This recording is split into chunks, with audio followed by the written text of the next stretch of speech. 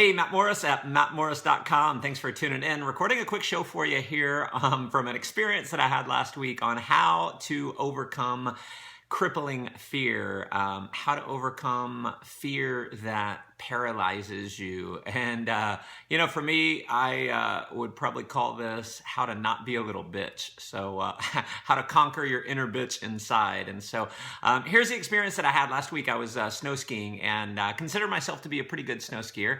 I had 3 days, and the first 2 days, doing great, falling a lot, challenging myself. The third day, there was this one mountain that I kept, going past, Grouse Mountain in Beaver Creek. If you're ever there, it's all black diamond and double black diamond. And everyone kept talking about how intense it was, how difficult it was. And so I, would consider myself to be advanced, but not expert. So I stayed away from it until about midway through the third day. I said, you know what? I have got to go conquer that mountain. I've got to go push myself. I got to go beyond, right? And I knew that if I didn't take the leap of faith, if I didn't go do it, I would regret it later. And so I, went ahead and took the ski lift up, and I thought about asking the one of the guys at the bottom if, based on my skills, if I should go up. And I thought, the only thing that could happen is they might talk me out of it. So went ahead and went up and got to the top, and I skied around to the one area where you look down to go down the mountain, because there's only this one little area. There's a big sign that says experts only. And so that was fear number one. Fear number two is as I get up to the edge and I look down, it is steep as hell, super, super steep. And I got to tell you, it paralyzed me for a little bit. I mean, I was looking down going, I am not good enough to ski this. Not only was it super steep, it was all moguls. And so I looked back at the lift and I thought, the smart move would be to get on the lift and to take the lift all the way back down. That way I'm safe. I'm not going to break anything. And, I had to do my own self-talk. I had to say, if I go down the mountain, that's me ringing the bell. That's me being a quitter. That's me giving up. That's me not pushing myself. And see, what I believe is true is you never know how far you can go until you push yourself too far. And I think that's true in athletics. It's true in business. It's true in a lot of different areas in life. And I said, if I really want to be an expert, I'm never going to be an expert unless I really push myself and I go do this. And so, but I'm paralyzed, right? I can't seem to get myself to go down the mountain because I'm afraid. And here's what I did. And, this is just where I had to take my own coaching and understanding how behavioral psychology works. I would encourage you to go read a book called What to Say When You Talk to Yourself by Shad Helmstetter. And he goes through kind of, how things work is, results come from actions, results or action. Results come from actions. Actions come from feelings. Feelings come from attitudes and beliefs, and then beliefs come from programming. And so my feeling at the time was debilitating fear, paralyzing fear. And so, understanding what you have to do to change your feeling, I said, I got to change my attitude. I got to change my beliefs.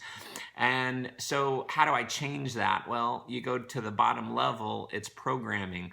And so I just started telling myself, number one, don't be a little bitch, Matt. Get down the hill. You're a stud. You're an expert. You're confident. You're invincible. And I just start telling myself over and over and over all the things that I want, all the things that are going to get me to change my state so that I can get down the hill. You're one of the most confident men in the world. You can do this. You've got this. You're a I won't say that, but you get the point, right?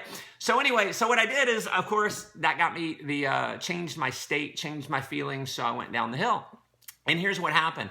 About 15 seconds later, as I'm going down and I'm struggling with this, the fear starts gripping me again. Now, in a situation like that, you don't want to have a ton of fear. So I had to keep doing that as I'm going down the mountain. And I would stop from time to time and build up the courage again and go down. And you know what? I got down the mountain and didn't fall a single time. And I had fallen a bunch before on lesser difficult slopes, but made it all the way down and felt so good. It was the best run of the day. In fact, my whole ski trip, that was the highlight of my skiing experience, was getting down that hill. And, if I wouldn't have done it unless, number one, I had the courage to do it. And, courage is not the absence of fear. It's having the fear and doing it anyway. And so what got me to take that initial leap and to keep going even when I didn't want to was that programming, was just affirming what I wanted. And here's the thing for you is, where in your life, what do you have going on right now that's paralyzing you from a fear standpoint? Maybe it's calling someone to sell a product. Maybe it's recruiting someone in your network marketing business that's on your chicken list. Maybe it's asking that person out on a date who you've wanted to go out with for a long time and you just haven't had the courage to ask them out. Psych yourself up, program yourself, start telling yourself that you're going to be successful, that you have the courage to take action, to get through it. And, I know there's something, if you're watching me right now, there is something in your life that is holding you back because you have fear about it. And listen, here's the thing is, you're never going to get over that fear unless you build your courage muscles. Your courage muscle is having the fear and doing it anyway. It's getting comfortable with being uncomfortable.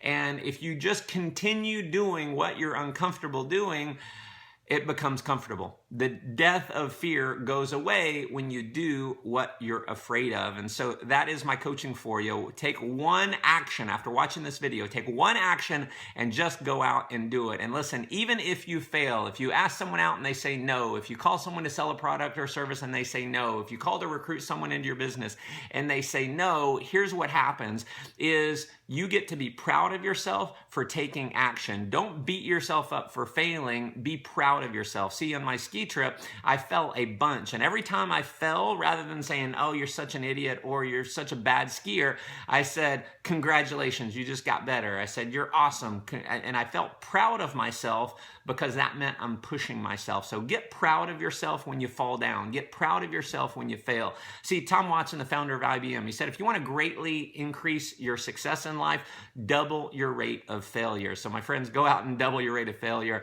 If you feel like this can add some value to some other people, definitely share it around. I would love to hear your comments below. So comment below, let me know how you feel about this. And if you're not subscribed to mattmorris.com, hop over there, put your name and email address in, and you'll get these videos delivered to your email box 2-3 times a week, and you'll get a special training series that I recorded for you when you opt in. Thanks so much for tuning in. Go make life an adventure.